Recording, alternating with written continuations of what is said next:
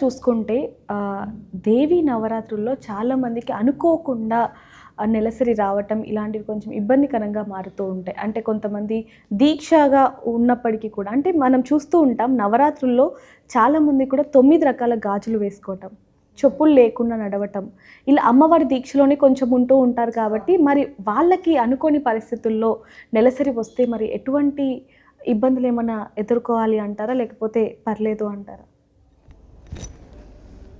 గురు పరంపరలో కొంతమంది దీక్షలు తీసుకొని ఉంటారు.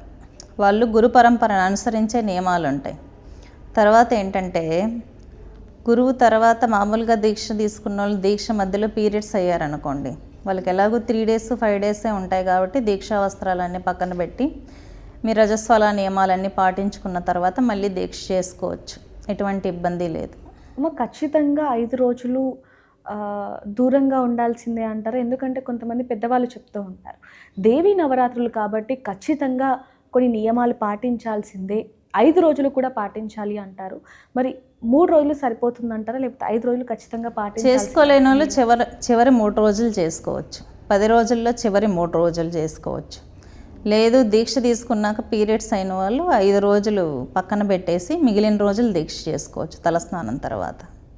అమ్మ మరి చాలామందికి ఉండే ప్రశ్నలు కొన్ని ఉంటాయి. అంటే గత సంవత్సరం మేము అమ్మవారి దీక్ష తీసుకున్నాం, మరి ఈ సంవత్సరం తీసుకోలేకపోతున్నాం, కొంచెం అంటూ ఉండటమో లేకపోతే ఇంట్లో ఏమైనా అకాల మరణం చెందటమో ఇలాంటివి ఉంటాయి. కాబట్టి మరి దీక్ష తీసుకోవచ్చా తీసుకోకూడదా అంటే ఏం చెప్తారు? దేవీ నవరాత్రులకి అలాంటి నియమాలు ఏమి ఉండవు. ఎందుకంటే అమ్మవారు మహాకాళీ స్వరూపం కాబట్టి ప్రశాంతంగా చేసుకోవచ్చు. నవరాత్రులు ప్రశాంతంగా ఎటువంటి ఇబ్బంది లేకుండా ధ్యానం చేసుకోవచ్చు. మానసిక జపం అనేది ఎప్పుడైనా చేసుకోవచ్చు. అమ్మవారి పూజల్లో పాల్గొనొచ్చు అంటారా? పాల్గొనొచ్చు, ఎటువంటి ఇబ్బంది లేదు.